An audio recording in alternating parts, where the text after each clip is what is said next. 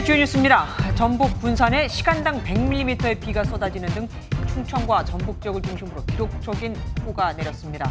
곳곳에서 크고 작은 비 피해가 잇따른 가운데 주민들은 침수를 막기 위해 직접 물을 퍼내며 폭우와 사투를 벌였습니다. 중부지방에 내린 폭우로 도로 곳곳이 움푹 파인 이른바 포트홀 안전사고가 잇따르고 있습니다. 일요일부터 정체 전선이 다시 활성화되면서 광복절인 다음 주 월요일 수도권을 포함한 중부지방에 또 비가 내릴 것으로 예상됩니다. 윤석열 대통령이 비상경제 민생회의를 주재하고 국민이 피부로 느끼도록 명절 물가를 잡아야 한다고 강조했습니다. 정부는 농축수산물 등 20개 품목을 역대 최대 수준으로 공급하고 최대 650억 원의 할인 쿠폰을 투입하는 내용의 추석 안정 대책을 내놨습니다. 김현준 LH 사장이 다음 주 주택 250만 호 공급 대책 추진을 앞두고 사의를 표명했습니다. 문재인 정부에서 임명해 임기가 남은 공공기관장 중 첫 번째 사퇴여서 비슷한 다른 기관장의 사퇴로 이어질지 관심입니다. 윤석열 대통령이 부인 김건희 여사의 논문이 표절이 아니라는 국민대 재조사 결과에 대해 국민대 총장이 독립성이 보장된 조사였다는 입장을 내놨습니다. 국민대 교수들의 반발이 이어지는 가운데 교수들은 내일 임시총회에서 대응 방안을 논의하기로 했습니다. 코로나19 재감염까지 걸리는 시간이 평균 7개월에서 5개월로 2개월 정도 빨라진 가운데 이들 중 절반은 17세 이하 또는 미접종군으로 나타났습니다. 1일 사망자도 3개월 만에 최다를 기록하자 당국은 고위험군의 4차 접종 참여를 거듭 당부하고 나섰습니다.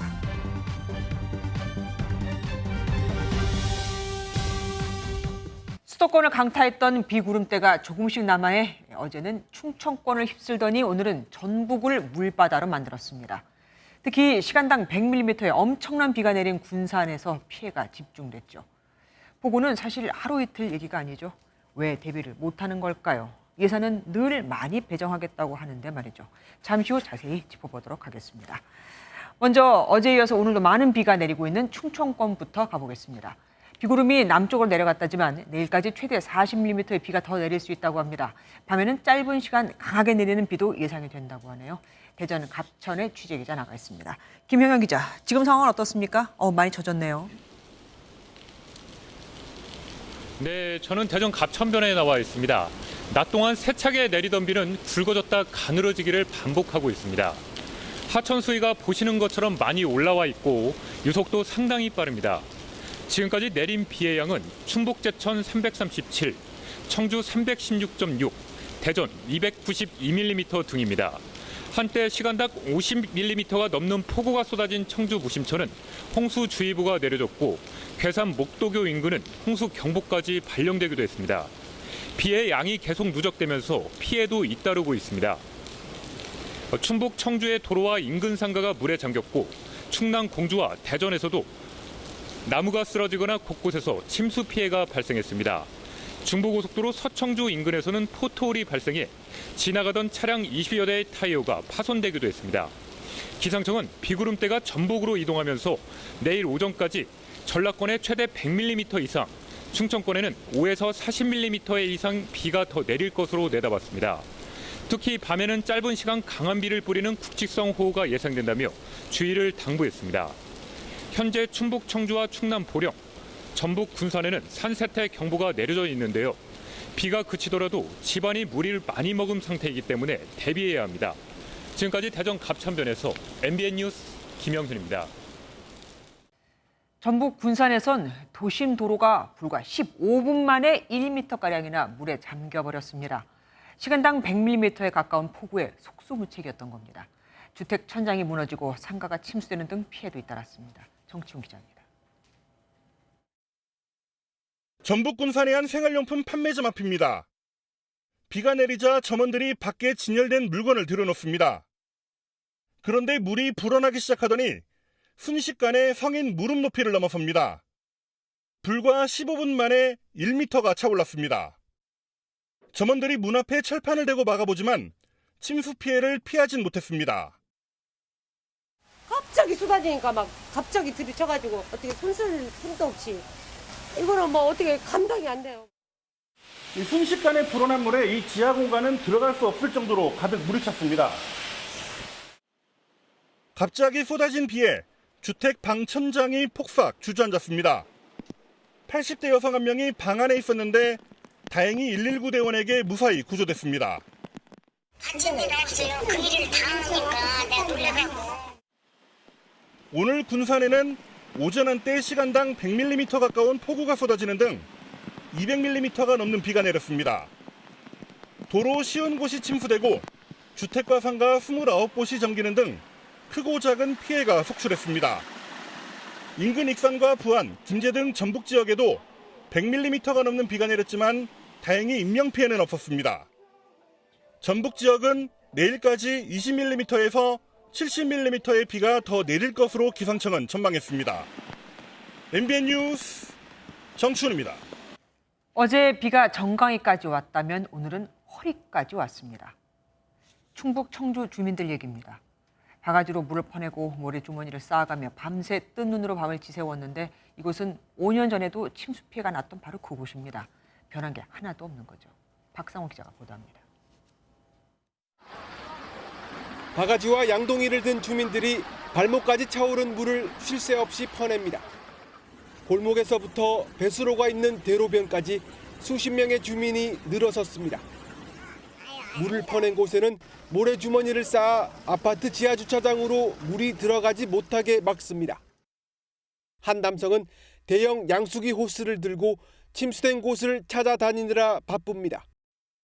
시간당 50mm가 넘는 폭우가 쏟아지면서 주민들이 밤새 비와 사투를 벌였습니다. 어제는 비가 정강이까지 왔다 보면 오늘은 허리까지 왔기 때문에 이곳은 5년 전에도 폭우로 물난리가 났던 곳입니다. 당시 한 아파트는 주차장이 침수돼 일주일 동안 전기와 수도 공급이 끊기기도 했습니다. 주민들은 5년 전이나 지금이나 달라진 게 없다고 말합니다. 배수관 공사 그때부터 이제 해갖고 한다 그랬었는데 저희는 다 끝났는 줄 알았죠. 지금까지 공사가 안 끝난 줄은 몰랐어요. 주민들이 물을 퍼내는 영상이 SNS로 빠르게 퍼지면서 일부 누리꾼들은 정부가 할 일을 주민들이 한다라며 정부와 지자체의 부실 대처를 꼬집기도 했습니다. MBN 뉴스 박상호입니다. 이렇게 비가 많이 오니 댐은 터져나가기 일보 직전입니다. 국내 최대 다목적 댐인 소양강 댐도 수위가 홍수기 제한 수위에 육박했고 결국 오늘 수문을 열어 초당 600톤씩 방류하고 있습니다. 장진철 기자가 보도합니다. 123m 높이의 댐 수문이 열리자 사면을 따라 거세게 쏟아지는 물기둥이 큰 물보라를 일으킵니다. 국내 최대 규모이자 세계에서 5번째로 큰 소양강 댐의 수문이 오늘 개방됐습니다. 소양강 댐이 수문을 열고 물을 방류하는 건 지난 2020년 8월 이후 2년 만이고 댐 준공 이후 17번째입니다. 오는 19일까지 초당 600톤의 물이 빠져나갈 예정입니다. 190.3 이하로 내려보내야 돼서 약 185점 정도까지 내릴 예정입니다. 이번 방류로 댐 하류 수위는 최대 2.2m 상승할 것으로 보입니다. 원래 지난 11일부터 방류할 계획이었는데 상류 쪽에 비가 예상보다 적게 왔고 하류인 한강의 수위 조절도 고려해 시기를 미뤘습니다. 하지만 최근 제한 수위인 190.3m에 근접하자 방류를 결정했습니다. 의암댐과 청평댐 그리고 한강 수위 조절의 마지노선인 팔당댐도 방류량을 늘리고 있습니다. 충주댐은 홍수기 제한 수위인 138m에 근접해 방류량을 초당 2,000톤 가까이로 늘렸습니다. MBN 뉴스 장진철입니다. 소양강 댐 방류에 직접적인 영향을 받는 곳, 바로 서울이죠. 소양강 댐에서 내려보낸 물은 13시간 뒤면 서울에 도착하는데 오후 3시부터 방류를 시작했다니까 내일 새벽 4시쯤 도착을 할 겁니다. 그런데 벌써부터 한강 수위가 심상치 않습니다. 서울 잠수교에 나가 있는 취재기자 연결해서 상황 알아보겠습니다. 서영수 기자, 잠수교 여전히 통제하고 있는 거죠? 네, 제 뒤로 보시는 것처럼 잠수교는 여전히 물에 완전히 잠겨 있는 상태입니다. 저녁 7시 기준으로 잠수교 수위는 8.6m를 기록하고 있는데요. 전면 통제 기준이 6.5m를 훌쩍 넘긴 수치로 나흘째 양방향 통제되고 있습니다.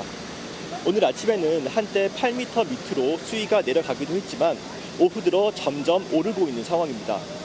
현재 서울은 비가 거의 그쳤지만 한강 상류에 해당하는 경기 남부와 충청 지역에 내린 폭우의 영향 때문인데요. 특히 춘천 소양강댐에서 방류한 물이 13시간 뒤인 내일 새벽 4시쯤 서울 잠수교에 도착할 것으로 보여 긴장감이 커지고 있습니다. 소양강댐의 방류량이 늘어날수록 한강 수위는 더 올라갈 수밖에 없는 만큼 안전에 각별히 주의하셔야겠습니다. 이 잠수교뿐 아니라 올림픽대로도 일부 구간이 통제되고 있다고 들었습니다. 현재 서울 시내 도로 통제 상황도 전해주십시오. 네, 현재 서울 시내 도로 모두 19곳이 통제되고 있습니다. 먼저 올림픽대로 가양대교에서 동작대교 구간이 수위 상승으로 인해 전면 통제됐습니다. 또 당산 나들목과 망원 나들목 등 한강과 인접한 시내 도로 10여 곳이 차량 출입이 제한되면서 곳곳에서 극심한 정체가 빚어지고 있습니다. 도로 상황이 계속 변하고 있는 만큼 교통정보를 미리 확인하시고 이동하셔야겠습니다. 지금까지 서울 잠수교에서 MBN 뉴스 서영수입니다. 싱크홀과 포트홀은 다르죠. 싱크홀은 땅이 아예 푹 꺼져버리는 거지만 포트홀은 폭우 뒤에 아스팔트가 움푹 패인 걸 말합니다. 아주 깊지 않으니까 괜찮다고 여기실지 모르겠지만 차량에는 아닙니다. 도로 위에 지뢰라고 불릴 정도니까요. 이 포트홀에 통근버스 바퀴가 빠지고 중부 고속도로에선 20대가 넘는 차량이 파손됐습니다. 7명의 실종자 가운데 1명은 숨진 채 발견됐습니다.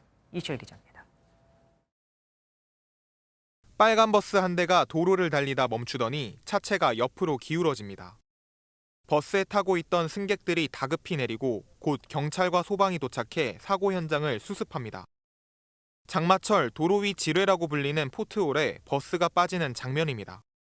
처음에는 타이어가 펑크 난 줄 알았는데 자세히 보니까 이제 그 바닥이 아스팔트가 뚫려 있고 그 안에 바퀴가 빠졌더라고요. 약간 조그맣게 움푹 패여. 사고가 발생한 현장입니다. 보시는 것처럼 약 지름 1m가량의 포트홀에 달려오던 버스의 바퀴가 빠진 건데요. 지금은 모두 메워진 상태입니다.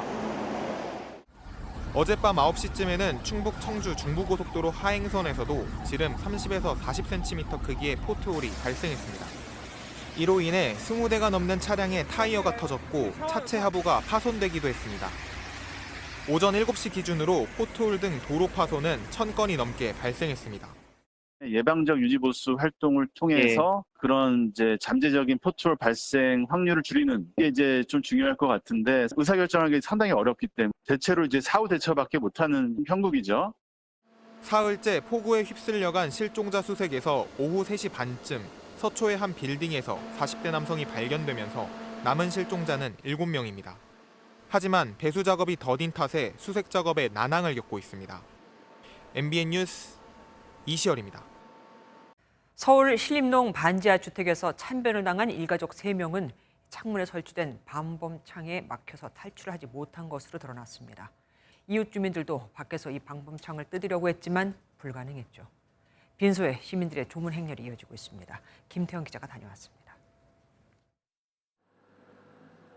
집중호우에 숨진 40대 발달장애 여성과 여동생, 그리고 여동생의 10대 딸. 안타까운 소식에 이들을 알지 못하지만 빈소엔 시민들의 조문 행렬이 이어졌습니다. 사실 2022년도가 홍수나 이런 자연재해로 사람이 죽는다는 게 거기다 특히 취약계층이 죽는다는 게 정말 마음이 너무 아프고요. 일가족이 참변을 당한 현장에 취재진이 다시 가봤습니다. 현재 물은 다 빠졌고 흙탕물로 뒤엉킨 가구들의 모습이 보이는데요. 사고 현장에도 일가족을 추모하기 위한 국화꽃 3송이가 놓였습니다. 지금은 뜯어진 이 방범창이 탈출을 어렵게 한 요인으로 지목되고 있습니다. 특히 일가족이 살던 집은 방범창이 창문 안에 설치돼 있어 밖에서 손을 대기 어려웠습니다. 탈출을 도우려 했던 이웃들은 지금도 그 순간을 생각하면 아쉬울 뿐입니다. 창이 우리는 바깥에 있잖아요. 피시밖에 있잖아요. 그건 안으로 돼 있더라고. 나중에 알았어요. 젊은 친구와 같이 했는데 뭐 손을 못 댔어요. 금방 여기 있던 물이 금방 올라오고. 완전히 그 감옥 이렇게 강철로다가 해가지고 안 된 거야. 저기는 구조적으로다가 아주 취약한데요. 서울시 측이 반지하 주택을 없애겠다고 밝혔지만 당장 이사갈 곳이 없는 20만 가구는 여전히 불안감 속에 이번 여름을 버텨야 합니다. MBN 뉴스 김태형입니다.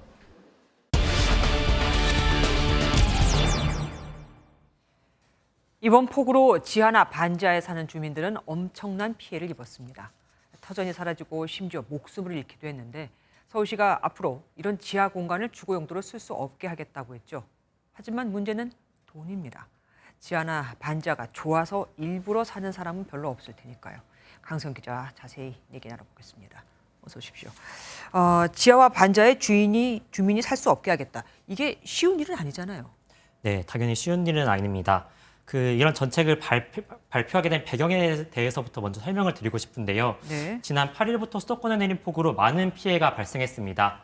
앞서 뉴스에서 보신 것처럼 주택이 침수되면서 반지하에 살던 주민이 숨지는 사고가 발생했습니다. 서울 신림동에서 반지하에 살던 가족 3명이 갑자기 불어난 물에 목숨을 잃었고 동작구에서도 50대 여성이 숨졌습니다. 지하나 반지하는 위치가 낮아 가장 먼저 잠기기 때문에 침수 피해에 취약할 수밖에 없죠. 네. 이에 서울시는 반지하가 안전에 위협이 되는 주거 형태라고 보고 없애겠다고 발표를 한 겁니다. 그럼 어떻게 대책을 추진하겠다는 겁니까? 당장 살고 있는 사람한테 나가라고 할 수는 없는 거잖아요. 네, 당연히 당장 주민들에게 나가라고 하는 것은 불가능하겠죠. 현재 서울시의 반지하나 지하 가구는 약 20만 호인데 이 수를 조금씩 줄여나가는 게 목표입니다. 먼저 앞으로 서울시는 지하와 반지하 공간은 주거 목적으로 용도로 건축 허가를 내주지 않겠다고 밝혔습니다. 그리고 반지하 주택 일몰제를 추진해 10년에서 20년 유예 기간을 주고 순차적으로 없앨 방침입니다. 또 상습 층수구역의 재개발 등 정비 사업을 해서 공공주택을 만들고 반지하 거주자들에게 입주를 지원할 계획입니다. 네, 취지는 물론 아주 좋습니다. 그런데 이게 쉬운 일이 아니잖아요. 네, 무엇보다 가장 큰 과제는 거주 공간을 마련하는 겁니다. 분명히 지하나 반지하에 사시는 분들은 여기에 사는 이유가 있습니다. 월세나 전세가 비싼 서울에서 비교적 싼 가격에 그나마 역세권 등 입지가 좋은 곳에 살 수 있다는 겁니다. 이들에게 나가라고만 하면 오히려 집을 선택할 자유를 뺏게 될 수 있습니다. 예. 이를 해결하려면 공공주택 공급이 많이 필요한데 이 문제는 부지나 예산 등 한계가 있어 빠르게 해결하기가 쉽지 않고요. 또 지하나 반지하 거주자들에게 입주권을 준다면 역차별 문제도 제기될 수 있습니다. 그렇네요. 네, 이에 서울시는 장기 안심주택이나 매입 전세주택 등 대체주택 물량을 최대한 많이 확보해 이전을 지원하겠다고 밝혔습니다. 예, 알겠습니다. 지금까지 뉴스 추적 강세영 기자와 함께했습니다. 안 그래도 오른 농축수산물 값이 집중호우로 더 오르는 건 아닐까 걱정이 크죠. 윤석열 대통령이 마트에서 비상경제 민생회의를 열었습니다. 황재영 기자가 보도합니다. 윤석열 대통령이 서울 한 대형마트를 찾아 시민들을 만났습니다. 평소보다 이른 추석을 한 달 앞두고 장바구니 물가와 농수산물 공급 상황을 점검했습니다. 엄마들 밥상을 좀 이렇게 많이 도와주셨으면 좋겠어요. 공급 문제 같은 거 잘 관리해가지고 장바구니 물가 아주 확실하게 잡을 테니까.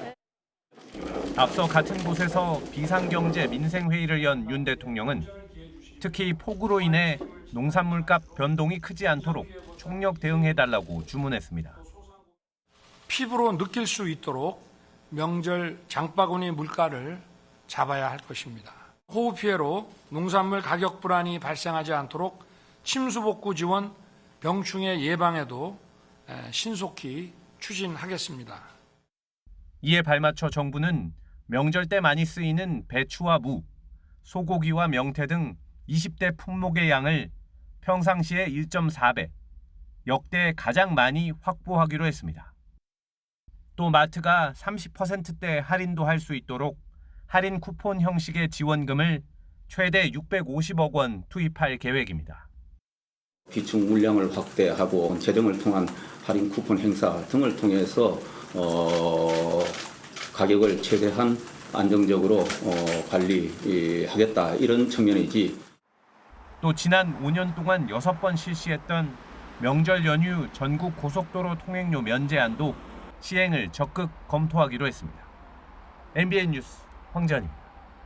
국민의힘 의원들이 당의 혼란 속에 수해 봉사 활동에 나섰지만 그리고 또 주호영 비대위원장이 입조심하자고 그렇게 당부했지만 봉사 현장에서 사진 잘 나오게 비가 왔으면 좋겠다는 실언이 나와 또 논란이 되고 있습니다.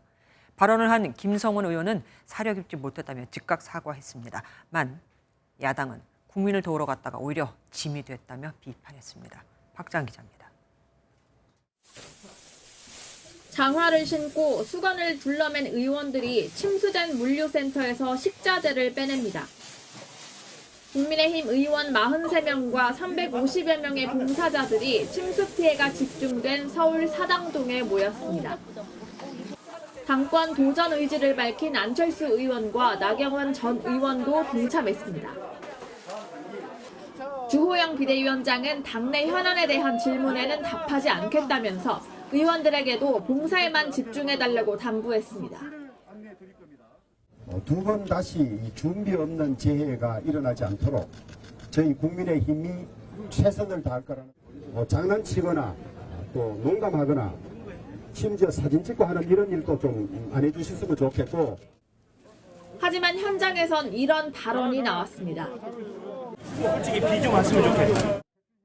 사진 잘 나고. 발언이 언론에 노출되면서 논란이 이어지자 김 의원은 즉각 순간 사려 깊지 못했다며 사과했습니다. 주 위원장은 봉사활동에 큰 줄기를 봐달라며 김 의원에게 엄중 경고했다고 밝혔는데 해명도 다시 논란이 됐습니다. 각별히 조심하라고 지금 이 차원담원 정세에 안 올려나 하지 말라고 주의를 줬는데도 김 의원이 장난기가 좀 있어요. 평소에도. 야당은 맹공을 펼쳤습니다. 제정신들입니까? 수학여행 온 학생들이 아닙니다. 국민의 삶을 지켜야 할 국회의원들입니다. 민주당은 장난기가 많다는 해명은 여당의 안이한 문제의식을 드러낸 것이라며 비판했습니다. MBN 뉴스 박지한입니다. 호우에 따른 피해 복구를 미처 시작도 못했는데 또다시 강력한 비구름이 만들어지고 있습니다. 일요일쯤 새로운 장마전선이 우리나라로 온다고 하거든요. 기상청은 사흘 전과 같은 강한 비가 내릴 것으로 전망했습니다. 전남주 기자입니다.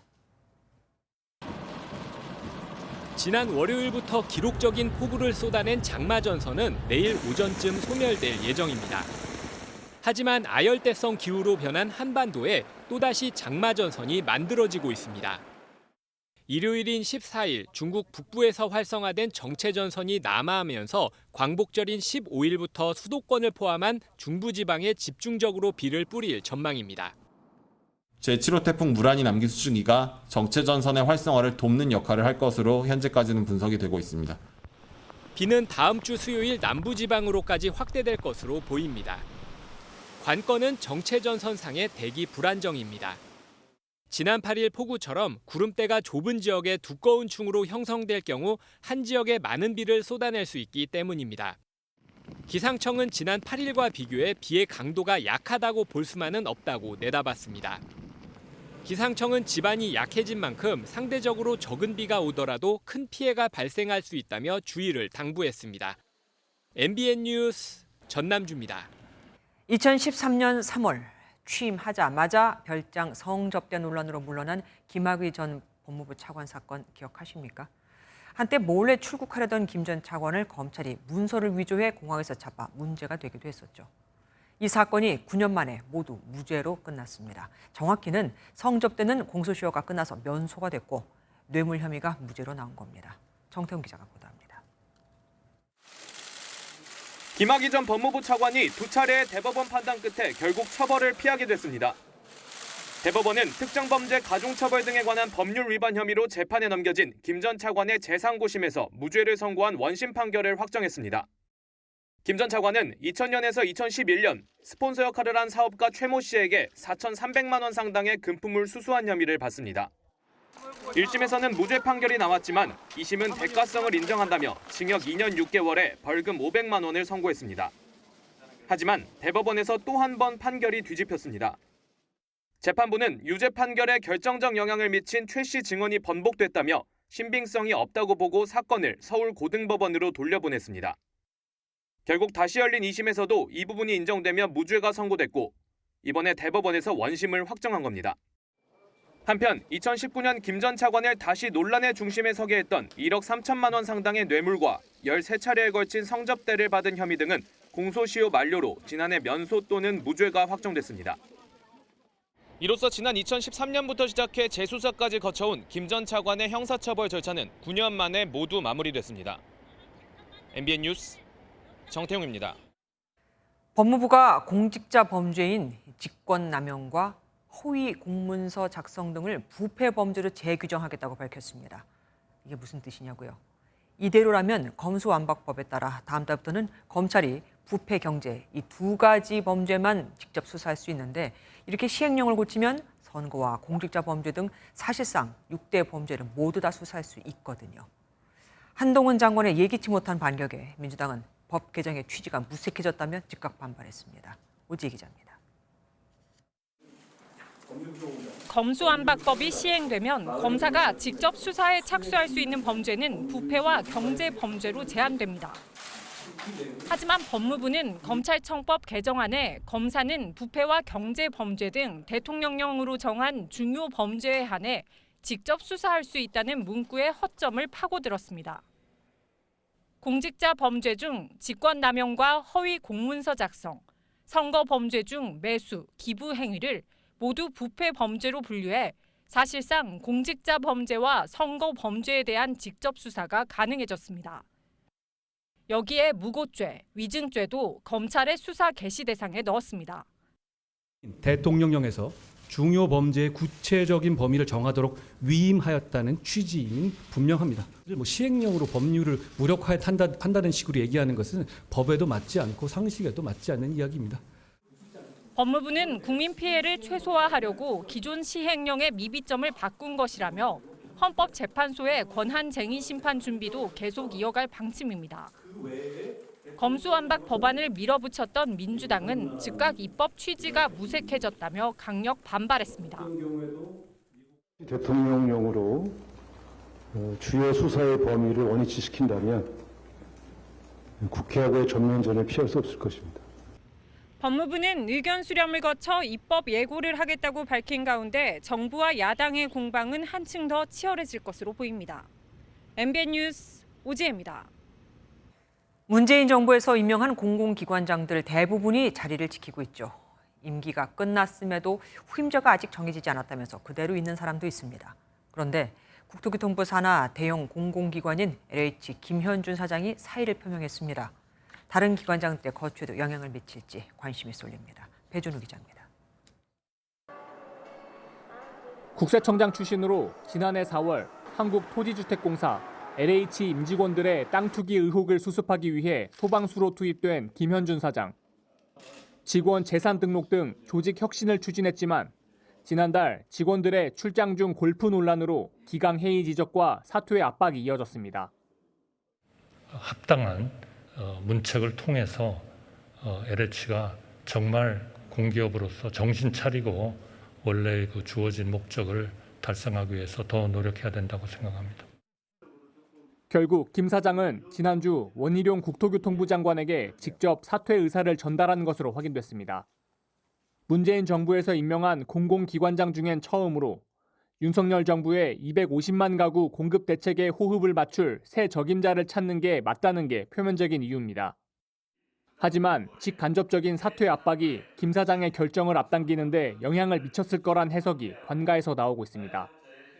임기가 1년 8개월 이상 남아있는 김 사장이 사퇴를 결심하면서 다른 공공기관장들의 거취도 관심입니다.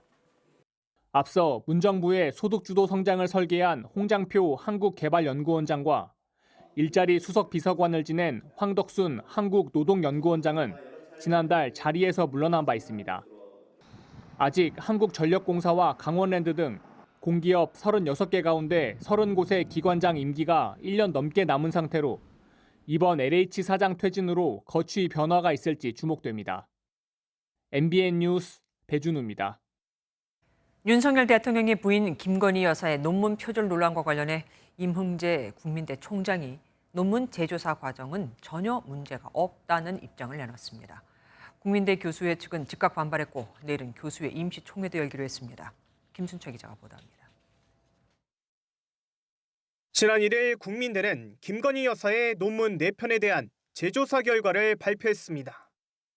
회원 유지를 영문으로 멤버 유지로 번역한 부분 등이 논란이 됐는데 논문 3편은 표절 아님, 나머지 1편은 검증 불가 판정을 내렸습니다. 후폭풍은 거셌습니다. 졸업생과 교수들은 항의 집회와 기자회견을 열었고 구현상 숙명여대 교수는 논문 표절의 피해자라며 공개 비판에 나섰습니다. 구현상의 연구 업적을 탈취했습니다. 정신적 도둑질이다 이렇게 표현할 수가 있겠습니다. 숙명여대 동문회는 김 여사의 1999년 석사 논문의 표절률이 48%에 달한다는 자체 조사를 내놨습니다. 더불어민주당 역시 재조사 보고서와 조사위원 공개를 요구한 상황. 만에 하나 자료 제출을 거부할 경우에는 우리 의원님들이 동원할 수 있는 모든 투쟁 방법을 다 동원해서 자료 확보를 위해서 모든 힘을 다 바칠 생각입니다.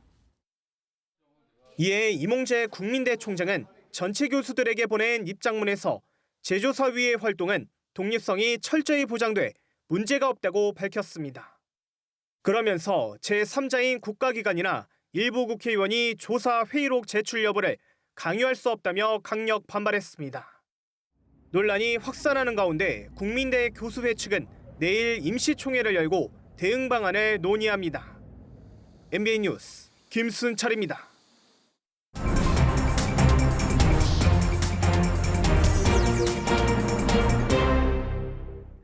오늘 있었던 정치권 뒷이야기 들어보는 정치 톡톡 시간입니다. 주진희 기자와 함께합니다. 어서 오십시오. 소용돌이 속에 있는 국민의힘 이야기부터 해보겠습니다. 주호영 비상대책위원장이 이준석 대표를 만나겠다고 얘기를 했습니다. 어떻게 이준석 대표가 반응을 했나요? 네, 이준석 대표는 비대위 체제로 전환되자 그 비대위 체제에 대한 효력 정지 가처분 신청을 내고는 오는 토요일 기자회견을 하겠다고 예고까지 했었습니다. 네. 주호영 비대위원장은 가능한 한 이준석 대표를 직접 만나서 가처분 신청 취하를 설득하겠다는 방침입니다. 저는 이제 다각도로 접촉 노력을 하고 있고 이제 그 이 대표 측에서 마음을 내서 만날 결심을 해야 일이 이루어지지 않겠어요. 하지만 이준석 대표는 주호영 위원장과 만나겠냐는 한 언론 질문에 저는 지금 지방 체류 중이라며 애둘러서 만날 의향이 없음을 드러냈습니다. 또 이준석 대표를 지지하는 책임 당원자들의 모임인 국민의힘 바로 세우기도 가처분 신청을 또 따로 내면서 이준석 대표의 힘을 싣기도 했습니다. 만나지도 않을 분위기입니다. 이대로 가다가 정말 전면전으로 갈 수 있을 텐데 어쨌든 이준석 대표의 불만은 결국 자기가 돌아갈 자리가 없다는 거 아니겠습니까? 네, 바로 그 지점을 이준석 대표와 친한 인사들이 지적하면서 문제라고 하고 있습니다. 비대위가 출범을 했더라도 본인의 대표직은 그대로 유지가 되고 당원권 정지 이후에는 돌아올 수 있는 그 출구가 열려 있었으면은 이렇게까지는 하지 않았을 것입니다. 또 조혜진 의원은 비대위 출범과 더불어서 당대표가 자동 해임이 되는 건지 공식적으로 정리를 했으면 깨끗했을 텐데 이것을 안 한 것도 문제라고 지적을 하고 있습니다. 다 개별적으로 자기 생각만 얘기했다 이거죠? 네, 바로 그 지점을 지적을 하고 있는 건데요. 그렇다면 이제 만난다면 문제가 해결될까? 친 이준석계 인사들은 아니라고 말을 하고 있습니다.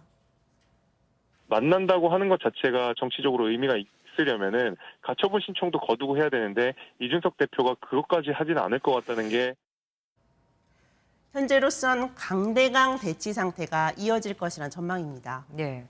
용산 대통령실도 이슈에 휘말렸더라고요.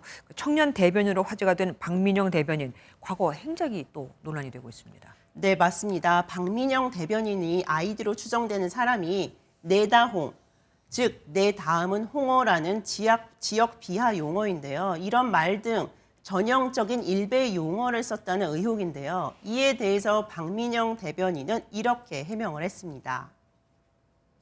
계정들을 좀 가족끼리 어릴 때부터 공유를 해왔었거든요. 그래서 이 2살 터울 동생이 이제 몇몇 게시글을 작성했다라고 제가 이야기를 전해 듣고 좀 삭제 조치를 해달라고 요구를 했었는데요.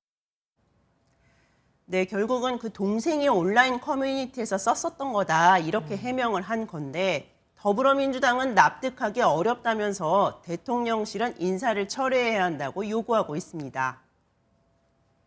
비상식적인 해명을 납득하기 어렵습니다. 극우 유튜버 누나, 극우 정당 대표로 부족해 이제는 일베 대변인까지 불러드립니까? 일베 대변인 인사를 철회하기 바랍니다. 정말 바람잘 날이 없습니다.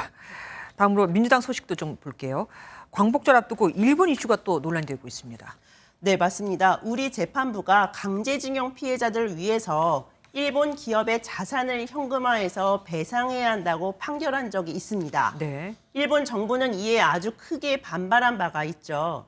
근데 윤덕민 주일대사의 이 발언을 두고 민주당은 굴종 외교라고 비판하고 있습니다. 윤덕민 주일대사가 현금화 절차를 동결해야 한다고 발언했기 때문입니다. 굴종 외교로 회귀하는 일은 없어야 합니다. 이 문제는 이르면 다음 주 어찌 될지 결정이 되는데요. 만약 일본 기업인 미쓰비시 측의 상고가 기각이 된다면 현금화 절차가 시작이 됩니다. 예. 또 다른 지뢰도 있습니다. 다음 해 봄부터 일본 정부가 후쿠시마 원전의 오염수를 바다에 방출한다고 하는데요. 윤석열 정부가 사실상 이것을 묵인하고 있다며 민주당은 TF도 발족시켰습니다. 광복절을 앞두고 한일 관계가 긴장감에 쌓이고 있어서 윤석열 정부의 외교 시험대에 오르고 있습니다. 그 후쿠시마 원전 오염수 방출은 사실 예전부터 얘기가 나왔던 거잖아요. 그럼 전 정부, 문재인 정부에서는 어떻게 반응했었습니까? 민주당에서는 문재인 정부가 일본 정부에 향해서 후쿠시마 원전 오염수에 대한 자료를 요청을 한 바 있고 이 자료가 불충분하다면 강경 대응을 하겠다고 한 적이 있다고 밝혔습니다. 예. 하지만 마침 정권이 교체돼서 그것이 이루어지지 않았다며 윤석열 정부의 강경 대응을 요청하고 있는 거죠. 네, 잘 알았습니다. 정치톡톡 주진희 기자와 함께했습니다. 북한 김정은 국무위원장의 여동생 김여정이 첫 공개 연설에서 북한 내 코로나19 전파가 대북 전단 때문이라며 보복을 경고했습니다. 외부의 적을 만들어 방역 책임에서 벗어나고 도발의 명분도 쌓고 코로나로 동요하는 민심도 결속시키고자 하는 겁니다. 김문영 기자가 보도합니다. 실내인데도 마스크를 쓰지 않은 대규모 인원이 다닥다닥 붙어 앉았습니다.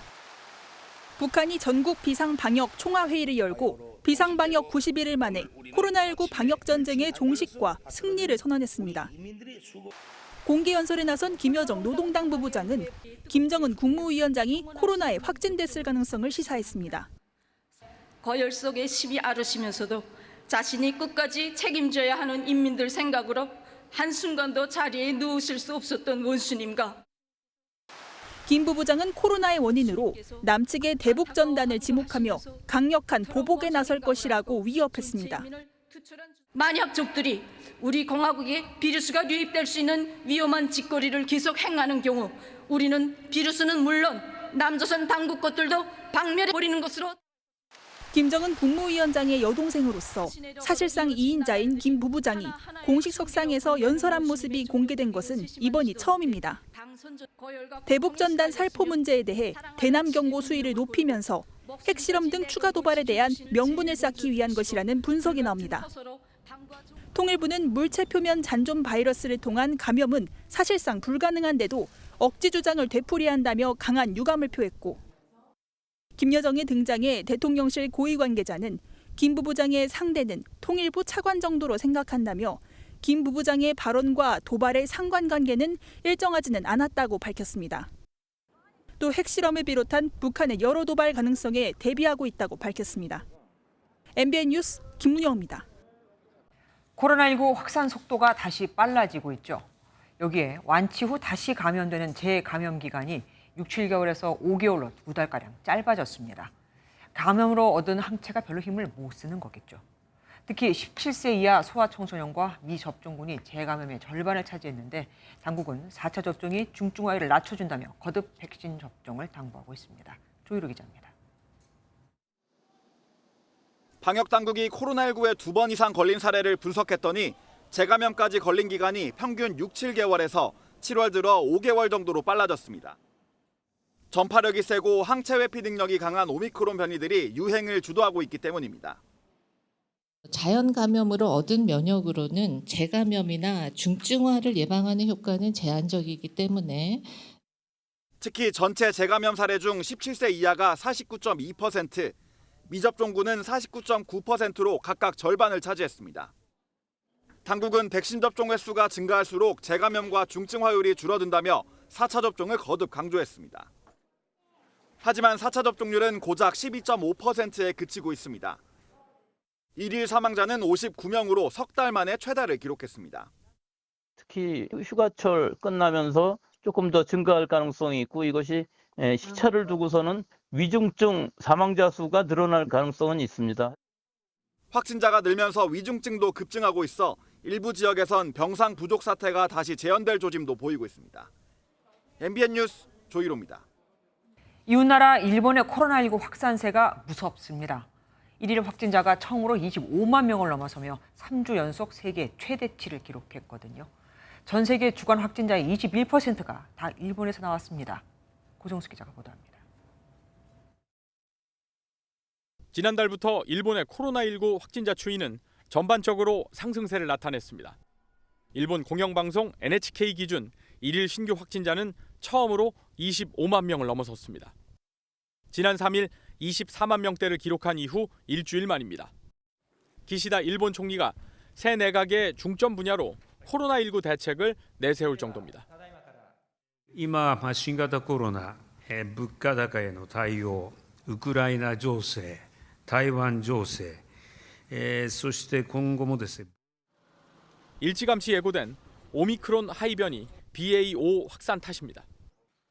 Dominant variant of the virus is now Omicron BA.5 is highly contagious and spread quickly, quicker than the previous variant and the original COVID viruses.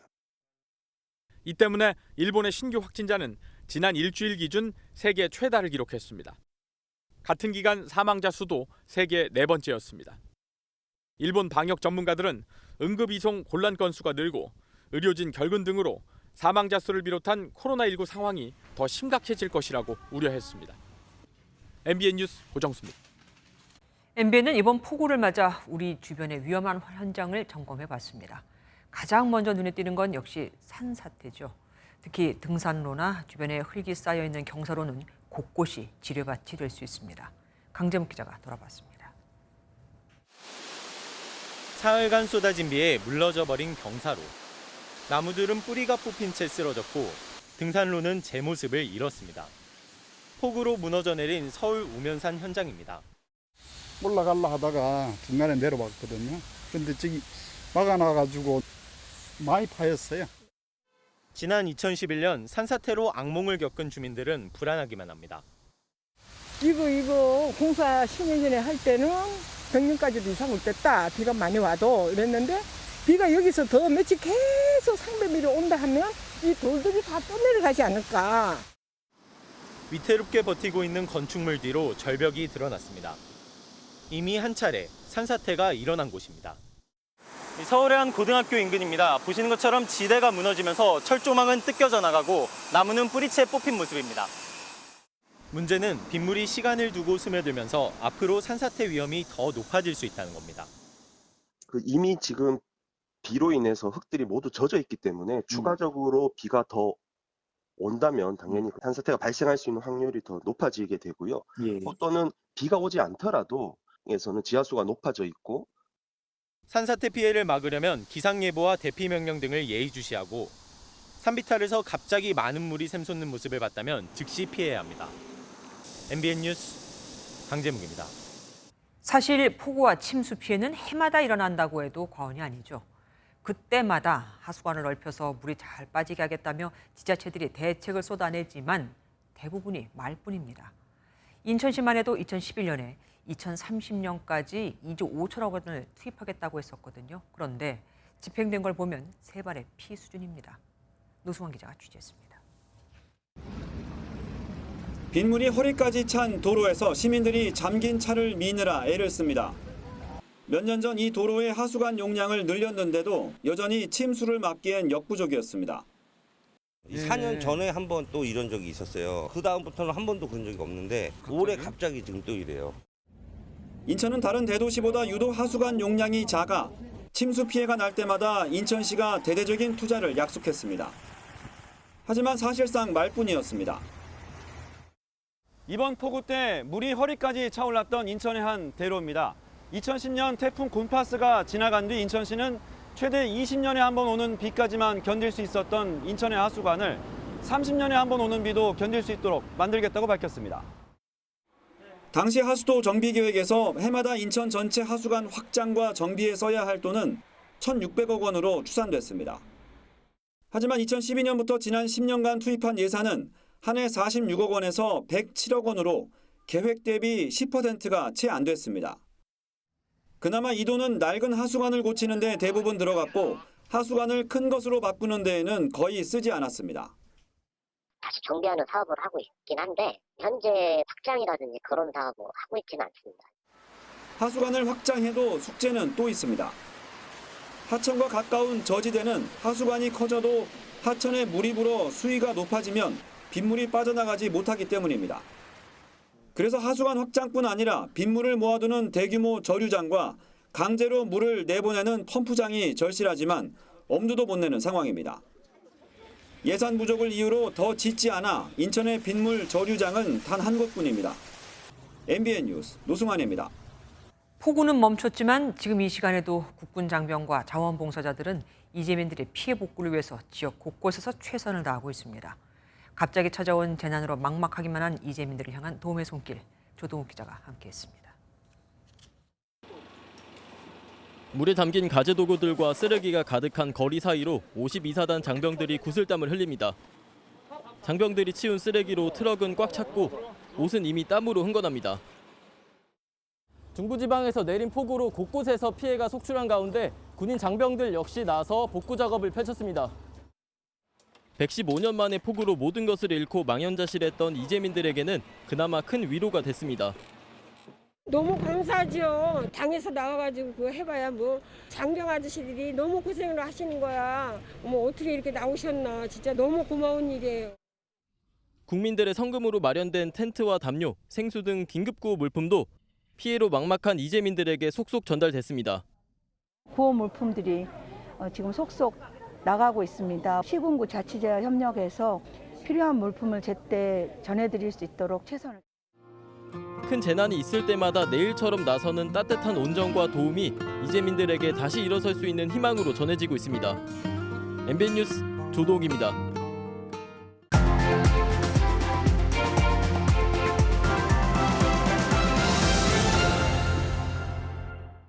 아껴서 오래 먹이되 너무 아끼지는 말아라.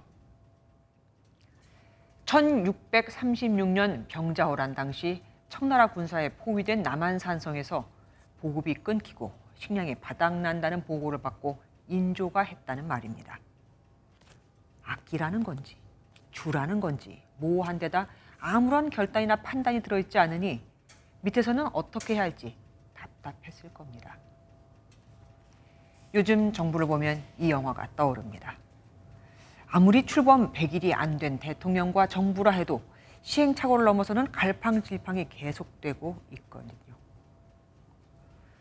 이틀 전 윤 대통령은 하천 수위를 모니터할 수 있는 시스템을 개발하라고 한화진 환경부 장관에게 지시했습니다. 그런데 이 시스템은 이미 6년 전부터 도입이 돼 있는 겁니다. 누구나 실시간으로 수위 정보를 볼 수 있죠. 이에 대통령실은 지류, 지천까지 포함하는 정밀한 예측 시스템을 말하는 것이라고 해명했습니다. 지난달 29일엔 서울 신촌지구대를 방문한 자리에서 1인 1총기 소지를 검토하라고 지시했습니다. 지금은 권총 한정을 서너 명이 돌아가면서 쓰는데 이를 경찰 개인별로 갖게 하자는 거죠. 흉악범에 강력 대처가 필요하다는 취지는 공감하지만 테이저건 활용으로 옮겨가는 이 추세에 반한다는 지적이 제기됐습니다. 200억 원이나 되는 예산이나 경찰관들의 심적 부담도 또 고려를 해야 하고요. 피전감선. 백성이 홍수 같은 천재지변을 당했을 때 임금이 궁궐을 떠나 누추한 곳에 기거하며 수라상의 반찬 가짓수를 줄이는 걸 뜻합니다. 율곡이인은 이를 강조하면서도 무엇보다 정치를 정성껏 하는 게 진짜 재난 대처의 근본이라고 했습니다. 코로나의 경제난, 비 피해까지 덮치면서 국민은 그 어느 해보다 눅눅하고 또 힘겨운 여름을 나고 있습니다. 말 한마디, 정책 하나에도 치밀한 고민을 담아내고 신중한 대통령과 그런 참모들을 국민은 바라고 있습니다. 김주아의 그런데 오늘은 대통령 말의 무게였습니다. 그제 오후 백두산에서 산사태가 발생해 관광객 수십 명이 놀라 달아나는 상황이 발생했습니다. 하필 백두산 중에서도 관광 명소가 많아 사람들이 가장 많이 찾는 곳이었죠. 사실 이전에도 자주 산사태가 일어났었지만 이번에도 산사태 예방주의보는 발령되지 않았습니다. 베이징에서 윤석정 특파원이 당시 상황을 전해왔습니다. 백두산 자락에서 뿌연 연기가 솟아오릅니다. 주변에서 관광을 즐기던 수십 명이 놀라서 황급히 자리를 뜹니다. 9일 오후 4시쯤 백두산에서 산사태가 발생했습니다. 당시 상황이 찍힌 영상을 보면 불과 10여 초 만에 수십 톤의 암석과 흙더미가 큰 소리를 내며 산 아래로 쏟아져 내립니다. 다행히 인명피해는 없었지만 방학과 휴가철을 맞아 백두산을 찾은 관광객들은 놀란 가슴을 쓸어내려야 했습니다. 백두산에 올라가는 길은 동서남북 4개가 있는데 동쪽 길은 북한 쪽에서, 나머지 3개는 중국 쪽에서 오를 수 있습니다. 이번에 산사태가 난 지점은 장백폭포와 지하 원시 산림 같은 관광 명소가 많아 사람들이 가장 많이 찾는 북쪽 길 입구 주변입니다. 有一点滑坡，但是现在已经停止了，而且也没对游客造成什么危险。游客在正常的他的那个游览木栈道上，离那个山体滑坡还挺远的，而且山体滑坡不大。 이곳에서는 지난 2019년에도 산자락에서 갑자기 흙더미가 쏟아져 내려 근처를 지나던 관광객들이 놀라기도 했습니다. 베이징에서 MBN 뉴스 윤석정입니다. 정부가 물가 대책의 하나로 지난달 20일부터 수입 축산물에 대해 무관세 혜택을 주고 있죠. 수입업체들이 대형마트에서 할인 행사까지 진행하자 뿔이 난 축산 농가들이 거리로 나섰습니다. 관세 면제, 할인까지 하면 국내 축산 농가는 어떻게 따라가냐 이겁니다. 장명훈 기자가 취재했습니다. 서울의 한 대형마트 냉동 육류 코너. 미국산 우삼겹이 100g당 990원입니다. 육류 수입업체들이 무관세로 수입된 소고기에 추가 할인까지 붙이면서 본격적인 판촉에 나선 겁니다.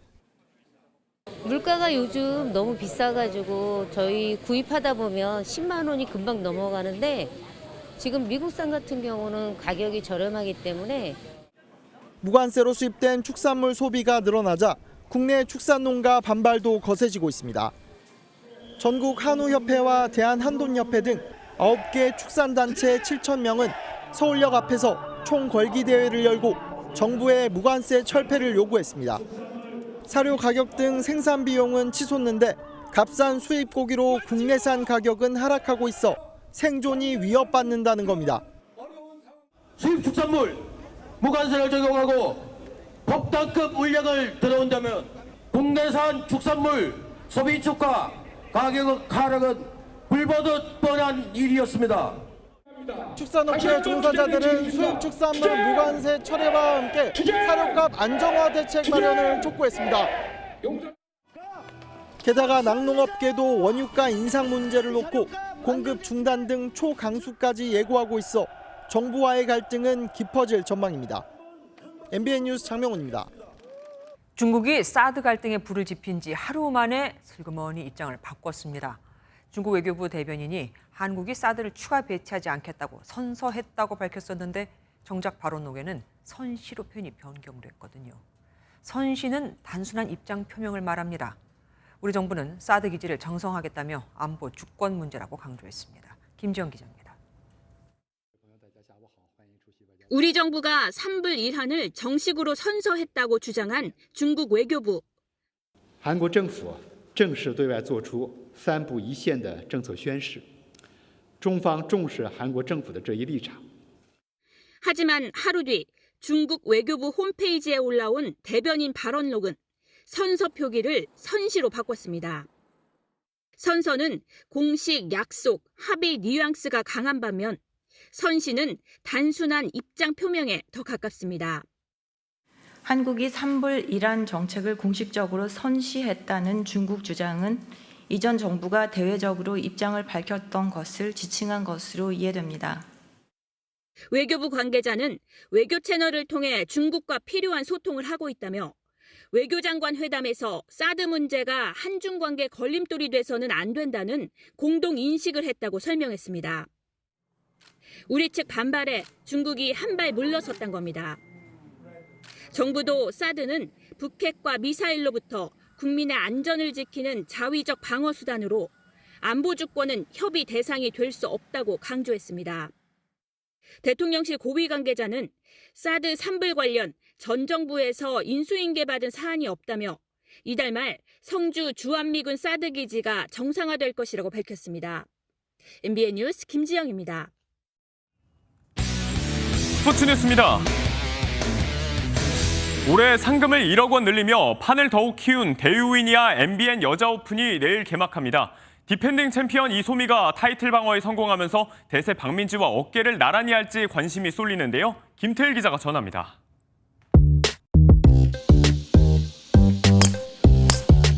연습 라운드를 통해 서서히 샷을 이어가는 120명의 선수들. 대유위니아 MBN 여자 오픈 챔피언에게 주어질 트로피 앞에서 활짝 웃고 있지만 마음속엔 단 한 명, 그 주인공이 되고자 하는 생각뿐입니다. 이번 대회를 가장 벼르는 선수는 디펜딩 챔피언 이소미.